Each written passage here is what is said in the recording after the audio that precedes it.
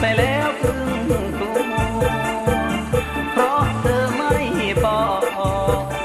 ว่าเธอมีลูกปัจจัยรักเธอมัวคิดว่าจึงรักลงไป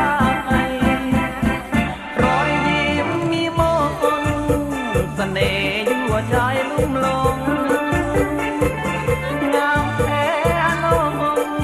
ลูกของน้องงามบาดใจ